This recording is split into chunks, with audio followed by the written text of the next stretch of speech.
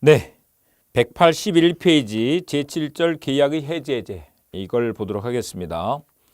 해지해제 이렇게 써놨지만 먼저 계약의 해제에서부터 보도록 합니다. 예를 들면 이 매매 계약에서 매도인하고 매수인 사이에 X를 10억에 매매 계약을 맺고 뭐 등기까지 해줬다 이렇게 한번 봐보자고요. 등기까지 해줬어. 이제 이랬는데 이런 경우를 한번 생각을 해보자고요. 요게 계약을 이행을 하지 않는 거요. 중도금 잔금을 안 주는 거요. 그러면 그거로 그냥 넉놓고 있어야 되느냐 이 말이에요. 어떻게 해야 되지? 등기해 준 경우도 있고 뭐 아닌 경우도 있으니까 잠깐 보자고요. 근데 계약에서는 이런 법의 격언이 있어요. 법의 격언을 법언 이렇게 말하는데 계약은 지켜져야 한다라는 격언이 있다. 계약은 지켜져야 한다. 한마디로 도장 찍으면 지켜야 돼. 지켜져야 한다라고 이렇게 말한다. 그런데 이제 이걸 깨려면 뭔가 근거가 있어야 되는 거죠. 그 중에서 해대권을 보는 거예요. 해대권. 우리 앞에서 민법 총칙 법률행위 편에서 취소에 관해서 공부를 했는데요. 취소하게 되면 그 법률행위, 계약이 유효였다가 취소를 하게 되면 처음부터 무효가 됐어요. 그래서 이제 무효가 되고 나면 이행 전이면 이행할 필요가 없고 이행한 뒤에는 그것을 부당이득으로서 돌려줘야 된다 이렇게 얘기를 했었죠. 그런데 여기서도 근데 거기서도 취소를 하려면 취소 사유 내지는 취소 원인이 있어야 돼. 그 취소 원인으로서 제착사강을 공부했죠. 그래서 제한 능력자가 법정 대리인의 동의 없이 계약을 체결했거나 아니면 법률행위 내용의 중요 부분의 착오로 계약을 체결했거나 아니면 이제 사기나 강박을 당해서 계약을 체결했거나 이럴 때 할 수 있다는 거예요. 즉 취소 원인이 없이 취소를 한다고 해서 취소가 되는 게 아니에요. 근거가 있어야지 그 말이죠. 이게 사회생활하는 데 있어서 기본이죠. 근거 없이 이렇게 하면 안 돼. 네, 그래서 여기서도 마찬가지로 해대권이 있어야 되는 거예요. 해대권. 그런데 요 해대권이 있더라도 해대권 행사하고 안 하고는 자유죠. 그래서 해대권 행사를 하는데 이 행사는 이게 의사표시로서 하는 거예요. 근데 봐보세요. 예를 들면 을이 채무를 이행하지 않으면 갑이 을에게 해제를 하는 거예요. 또 반대로 갑이 이행을 하지 않으면 을이 갑에게 해제를 하는 거예요. 합의를 할 필요 없이 일방적으로 한단 말이에요. 그 일방적으로 하는 의사표시를 취소도 마찬가지죠. 취소권자가 상대방에게 일방적으로 취소를 하는 거예요. 그래서 이건 성질이 단독행위가 되는 것이다. 일방적으로 하니까 단독행위가 된다는 것인 거다. 그래서 의사표시를 하는 거예요. 해대의 의사표시. 요걸 하는 거야. 이제 그렇게 되면 이때 해대의 효과가 생기는데 해대는 이때 그 계약이 처음부터 무효가 된다라고 한다. 처음부터를 소급 이렇게 말하죠. 소급해서 무효가 된다 이렇게 말한다는 것이다. 네, 이렇게 됩니다. 여기서 소급해서 무효가 된다 이 얘기는 뭐냐면 예를 들면 이걸 10월 15일 날 계약을 체결하고 만약에 12월 15일 날 그 계약을 해제했다 그러면 해제를 이때 한 거예요. 계약은 이때 체결했고 그러면 이 해제한 그때부터가 아니라 계약 체결한 때로 소급해서 무효가 된다는 거예요. 계약을 체결한 때로 소급해서 무효가 되는 거. 요게 해제다 이 말인 거다. 그럼 이제 어떻게 처리해야 될 것인가 이런 문제들이 나오겠죠. 그래서 이 기본 구도를 봅니다. 먼저 해대권이 있어야 된다. 그리고 해대의 의사표시, 해제가 있어야 되는 거죠. 근데 해제는 그거 자체가 상대방한테 하는 거니까 단독행위다. 상대방한테 일방적으로 하니까 단독행위가 된다. 이렇게 말한다. 그리고 이제 효과는 소급해서 처음부터 무효가 된다. 이런 뜻인 거다. 그런데 이 해대권이 발생하는데 두 가지를 생각해 볼 수가 있어요. 거기에 약정 해대권이 있고 법정 해대권이 있을 수 있다. 이렇게 말한다. 말 그대로 뭐냐면 약정 해대권은 해대권이 발생할 것을 미리 약정해 두는 거예요. 아, 이러이러한 일이 생기면 해대권 생긴다 라고 약속해 두는 거죠. 그 다음에 이제 법정 해대권은 법률 규정에 이러이러한 일이 있으면 해제할 수 있다, 해대권 생긴다 라고 이렇게 약정을 해 두는 거예요. 아, 법에 정해져 있는 거예요. 이게 법정 해대권이죠. 그래서 이제 항상 우리 앞에서부터 계속 공부를 하는데 법률행위, 법률규정, 법률행위가 약정, 법률규정이 법정 이렇게 되는 것인 거다. 약정 해대권 그러면요. 예를 들면 이런 경우를 생각해 볼 수가 있어요. 가장 대표적으로 땅을 지금 샀어요. 땅 거래를 했는데 그거를 우리 봐보세요. 땅을 샀는데 지금 무슨 목적으로 샀을 거 아니에요. 예를 들면 뭐 공장을 지으려고 무슨 뭐 아니면 무슨 건축을 하려고 이렇게 샀는데 허가를 받아야 지을 수가 있잖아요. 근데 허가를 받을 수 있을지 없을지 잘 모르겠어. 그래서 그쪽에다 제안을 하기를 내가 사기는 사는데 만약에 건축 허가가 나오지 않으면 나 물을 수 있다. 이렇게 약정을 하는 거예요. 물을 수 있다. 우리가 일반적으로 물을 수 있다 이렇게 하겠죠. 해제할 수 있다. 이런 약정을 해두는 거예요. 그런데 나중에 진짜로 허가 신청을 했는데 허가가 안 나왔어. 그러면 그때 약정 해대권이 생기는 거죠. 잘 보세요. 이때 약정 해대권이 생겼다는 것인 거지 해제됐다 이 말은 아니에요. 그냥 해대권만 생긴 거야. 발생한 거야. 아셨죠? 하고 안 하고는 해대권 행사하고 안 하고는 그들 자유인 거죠. 네, 이렇게 봐두시고요. 그다음에 이제 그 약정 해대권의 대표적인 예가 뭐가 있느냐면 우리가 이제 상식적으로 많이 알고 있는 계약금이 있어요. 계약금. 이 계약금은 우리 부동산 거래를 할 때 계약금을 주는데 이 계약금은 대부분 해약금으로 이렇게 인정이 돼요.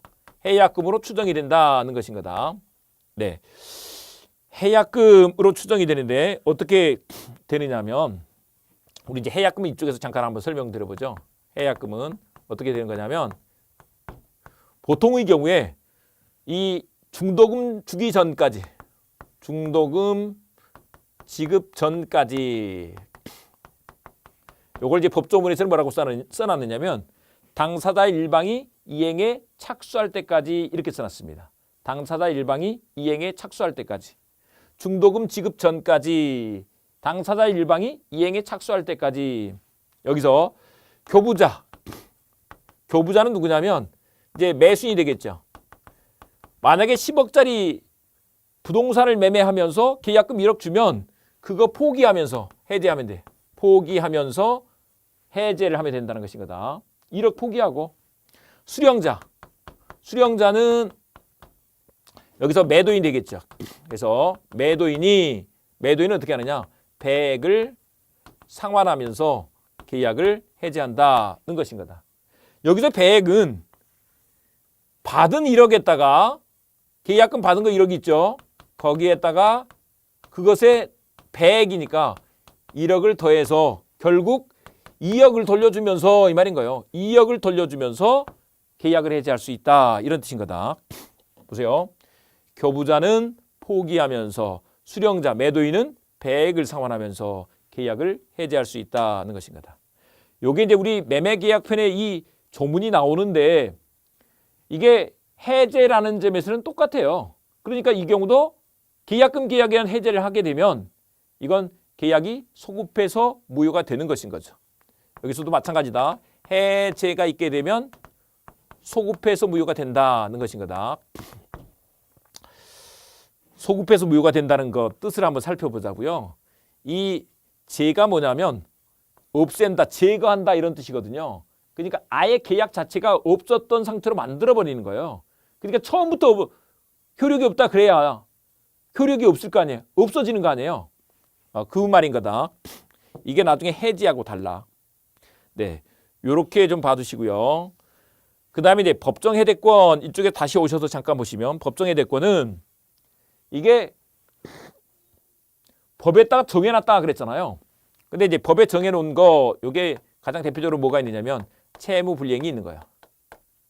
그래서 채무 불이행으로 인한 계약 해대권 문제가 생긴다. 사실 근데 법정 해대권이 여기에만 있는 것은 아니고 앞서서 말씀드렸지만 지금 우리가 공부하고 있는 파트가 계약 총칙이에요. 그러니까 계약 총칙에서는 이 우리가 공부하는 그 계약들의 공통된 것들을 뽑아가지고 보는 것이기 때문에 계약 각칙에 별도로 해대권이 규정되어 있는 것들이 있을 수 있어요. 그것도 법정 해대권인 건 맞죠. 근데 우리는 여기서 이제 공통적으로 뭘 가지고 보느냐? 채무 불이행을 가지고 본다 이 말입니다. 채무 불이행 여기서 보시기에는 좀 좁으니까 이쪽으로 천천히 오셔서 보시면 채무 불이행이에요. 그러면 이제 우리 매매 계약을 맺어서 X를 넘겨주기로 하고 그다음에 대금을 지급하기로 이렇게 약속을 했잖아요. 했는데 그 채무를 부담하고 있는데 그 채무를 이행하지 않고 있는 거 이게 채무 불이행이잖아요. 근데 거기에 세 가지가 있다는 것. 거기에 세 가지. 이행 지체가 있고 그다음에 이행 불능이 있고 그 외에 이제 불완전 이행이 있다 이렇게 말한다. 이거 다 세 가지를 외울 필요 없어. 불완전 이행이 있다 이렇게 말한다. 근데 이제 우리가 문제되는 것은 이 두 가지야. 이행 지체하고 이행 불능이야. 이행 지체는 잘 봐보세요. 이행을 지체하고 있는 거죠. 못 간다는 게 아니야. 그냥 지체되고 있는 거지. 네, 이런 것입니다. 못 준다는 게 아니야. 그때 지금 못 주고 있는 거지. 나중에 줘요. 줄 수 있는 상태인 거야. 그러니까 주는 게 가능한데 지금 안 주고 있는 거 또는 못 주고 있는 거 이게 이행지체다. 그다음에 이제 이행불능은 봐보세요. 이행불능은 이행하는 것이 불가능한 상태가 된 거예요. 이게 이행불능이다. 근데 이게 채무불이행이 되려면 이런 것들이 가장 기본적으로 뭐가 있어야 되느냐? 채무자의 귀책 사유가 있어야 된다는 거야. 즉 채무자에게 책임이 있어야 돼. 즉 고의 또는 과실이 있어야 돼. 고의 과실 이렇게 말하는데 고의는 무슨 뜻이라고요? 일부러 하는 거예요. 과실은 실수로 하는 거고 그러니까 실수로 또는 일부러 안 주거나 못 주거나 이랬을 때 채무불이행이 된다는 거예요. 근데 이제 이행지체에서는요. 어떻게 하느냐면 이행지체로 인한 계약 해대권이 생기기 위해서는 이행지체는 이행하는 것이 가능하기 때문에 이걸 채권자가 채무자한테 주라라고 이행 청구를 하는 거예요. 여기서 최고라는 표현을 써요. 여기서 최고는 확답 촉구의 의미가 아니고 이행을 해달라라고 촉구를 하는 거죠. 그러니까 이행 청구가 되는 거야. 최고를 했는데도 이행을 하지 않고 있을 때 그때 해대권이 생긴다는 거죠. 해대권이 이때 생겨 이런 얘기예요. 그 다음에 이행불능은요. 여기서 우리 이제 앞 시간에 우리 공부한 것들 생각해 보세요. 만약에 이게 원시적 불능이면 원시적 불능일 때는 아예 계약이 무효가 되면서 계약 체결상 과실 책임이 문제됐어. 됐죠? 그런 거니까 이거는 후발적 불능인 것을 말하는 거예요. 후발적 불능. 그러니까 계약 체결한 뒤에 예를 들면 불이 났거나 아니면 쓰나미가 쓸고 갔거나 이런 게 후발적 불능이죠. 근데 이제 그것들 중에서 쓰나미가 쓸고 갔다든지 아니면 홍수가 났다든지 아니면 산불이 났다든지 이런 것들은 매도인 채무자한테 무슨 잘못이 있는 게 아니야. 그러니까 그런 경우는 그냥 위험부담 문제로 간단 말이에요. 근데 그게 아니고 채무자가 잘못한 거야. 매도인이 과실로, 고의 또는 과실로, 즉 귀책 사유가 있는 것으로 이렇게 불능이 됐어. 그때 이 문제라 말인 거예요. 그 사람이 잘못해가지고 불이 났다든지 이랬을 때 그때 채무불이행으로서 이행불능이 되고 이때는 봐보세요. 여기서는 최고가 의미가 없어. 왜 의미가 없느냐? 최고는 이행이 가능할 때 달라라고 이렇게 청구를 하고 있는 것인 거잖아요. 그런 건데 이행불능은 이행하는 게 불가능한 상태잖아요. 거기다가 최고를 왜 하느냐고요. 최고를 할 이유가 없는 것인 거지. 됐죠? 그래서 이런 경우는 바로 최고 없이 뭐가 된다? 해대권이 생긴다라고 말한다. 해대권이 생긴다. 네, 됐죠? 이렇게 된다는 것입니다. 그래서 다시 오셔서 보시면 법정 해대권 이게 생길 수 있는데 채무불이행으로서 이행지체나 이행불능이 있을 때 불완전 이행은 따로 보지 않았습니다. 이행지체나 이행불능이 있을 때 이행지체의 경우에는 달라 주라라고 이렇게 하는 거예요. 이행 청구를 해. 그럼에도 불구하고 안 주면 이제 더 이상 볼 게 없다라고 해서 해제를 하는 것이고 이행불능의 경우에는 이게 줄 수가 있는 상태가 아니에요. 그러니까 최고 없이 계약을 해제할 수 있다. 이렇게 된다는 것인 거다. 그래서 이제 최고를 해제를 했어.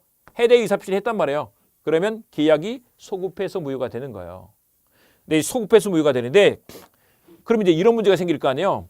무효가 되면 만약에 이행하기 전이라면 그냥 이행하지 않는 것으로 끝나면 될 텐데 이행한 후에는 서로 돌려줘야 되는 문제가 생기는 거예요.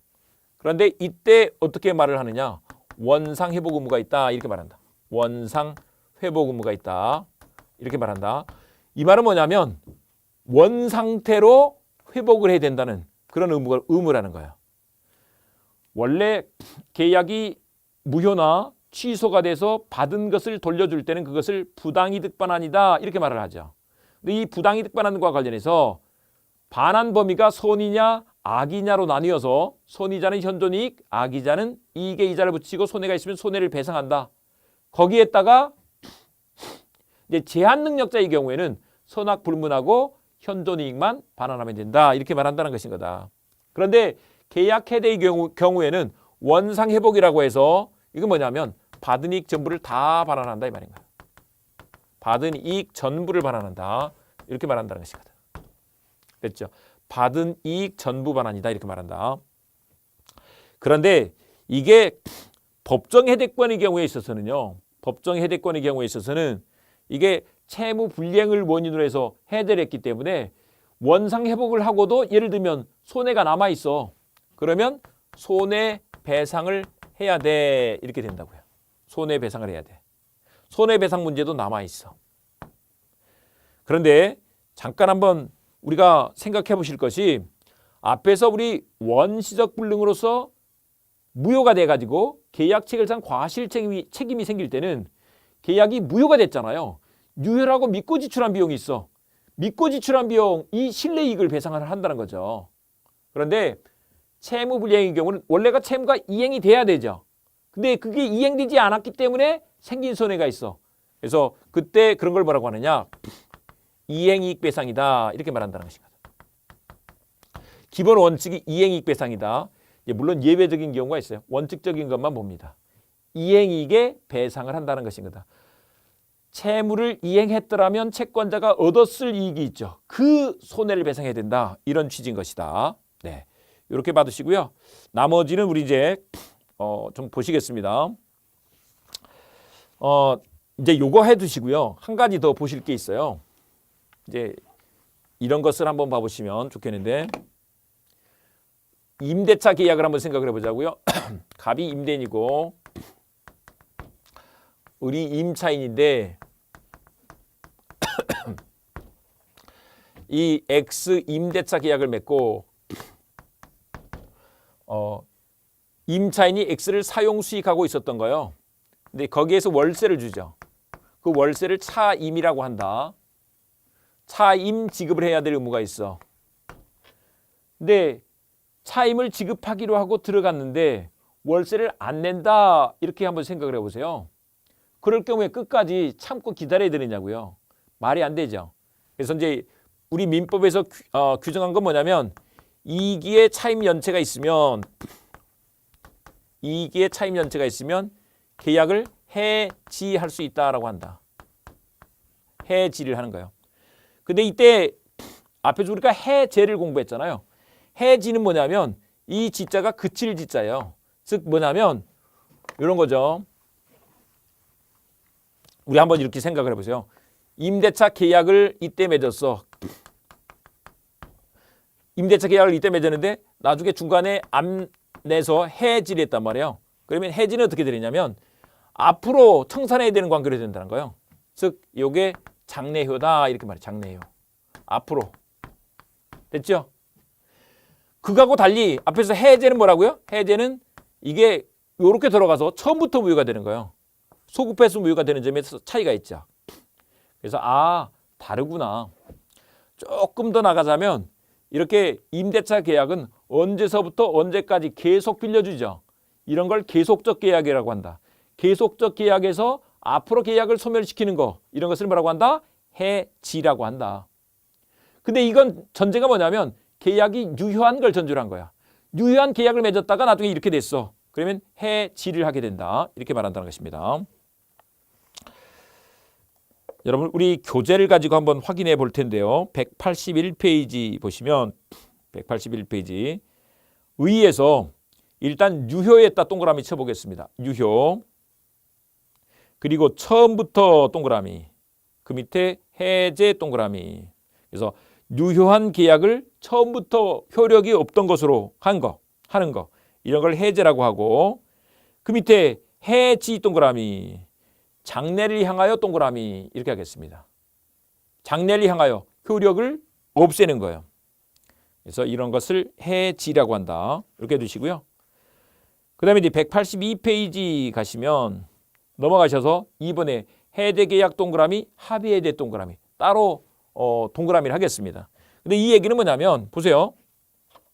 우리가 지금까지 공부한 이 해제는 이렇게 해제 의사표시로서 단독행위로서 해제를 한 거예요. 그런데 갑과 을이 둘이 합의로 이 계약 없던 것으로 하자라고 하는 것이 가능하겠죠. 이런 것을 합의 해제라고 이렇게 말할 수 있는 거죠. 그런 게 아니고 이제 말을 바꿔서 합의 자체가 계약이니까 해제 계약이라고 읽을 수도 있는 것인 거다. 근데 이런 것들이 우리 봐보세요. 계약 자유 원칙이 있다는 것을 앞에서 공부를 했었죠. 그래서 합의 해제 이런 것들도 가능하다 이렇게 될 것입니다.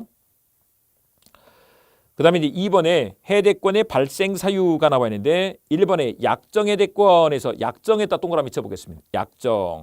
약정 동그라미 칩니다. 네, 그 약정 해대권이요. 두 번째 줄 보니까 토지를 매수하면서 건축허가가 나지 않으면 해제할 수 있다라고 약정하는 경우. 이런 경우가 이제 약정 해대권을 유보해 놓는 그런 이해가 된다는 거죠. 그런데 거기에서 우리 한 장 넘겨서 185페이지를 보시면 03번에 계약금이 나와 있죠. 계약금 나와 있는데 요거 한번 읽어보고 가겠습니다. 565조 1항에서 그 내용을 1항만 한번 읽어보겠습니다. 매매의 당사자 일방이 계약 당시에 금전 기타 물건을 계약금, 보증금 등의 명목으로 상대방에게 교부한 때에는 간단히 말하면 매수인이 계약금을 매도인에게 교부한 때에는 준 때에는 이렇게 읽으면 되겠죠.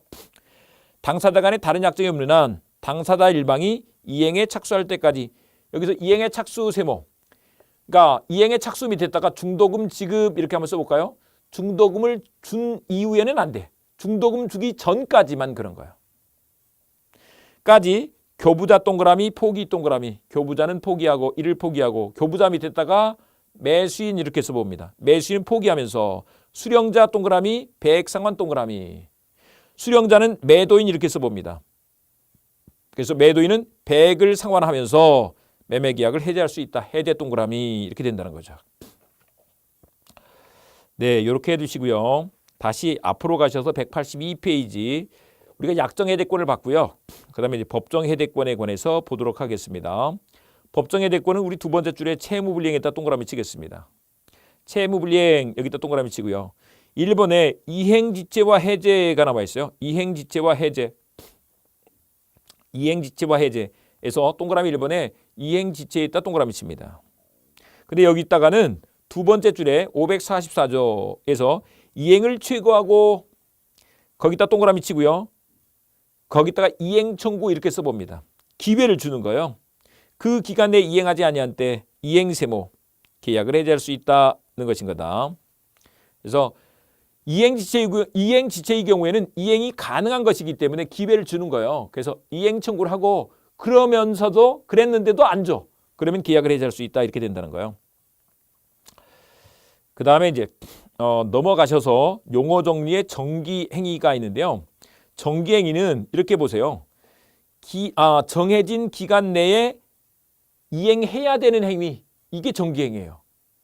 가장 대표적인 것으로 보자면 예를 들면 내가 몇 월 며칠 날 12월 20일 날 결혼을 하는데 12월 20일까지 결혼 예복을 마쳤단 말이에요. 그러면 그거는 결혼 예복은 결혼식 전에 나와야 의미가 있는 거잖아요. 그때까지 안 주면 아무 의미가 없어. 그런 걸 정기행위라고 한다. 아니면 부모님 팔순잔치를 하려고 아버님 생신에 맞춰서 어머님 생신에 맞춰서 그때 뷔페를 불렀어. 근데 그 부패는 그날 안 오면 아무 의미가 없단 말이에요. 그런 것을 뭐라고 한다? 정기행위라고 한다. 정해진 기간 내에 이행해야 되는 거, 하지 않으면 계약의 목적을 달성할 수 없는 거, 이런 것을 정기행위라고 한다.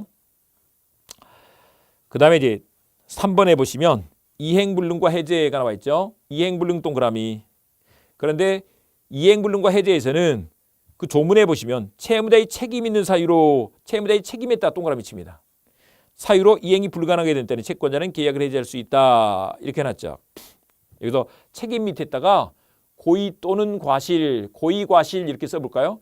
채무자에게 고의과실이 있을 때는, 즉 채무자의 고의과실로 후발적 불능이 되면 그때 계약 해제를 할 수 있다, 이 말인 거다. 네, 이렇게 해두시고요. 다른 것은 두시고 04번으로 바로 가시면 해대의 효과가 나와 있죠. 해대의 효과에서 거기 제목에 보니까 원상회복 의무가 나와 있어요. 원상회복 의무. 이것만 보시겠습니다. 거기 동그라미 치고요. 거기다가 이걸 써둘게요. 원상회복은 뭐라고요? 받은 이익 전부를 반환하는 것인 거다. 받은 이익을 다 돌려주는 거. 이게 원상회복이 된다는 것입니다.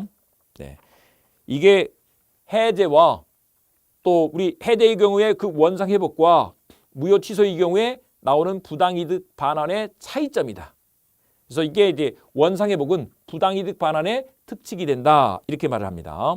네, 여기까지 해서 우리가 이제 계약 총칙 다 공부하신 것으로 하고요. 다음 시간에는 계약 강론에 들어가셔서 매매편에서부터 내용을 공부해 보도록 하겠습니다.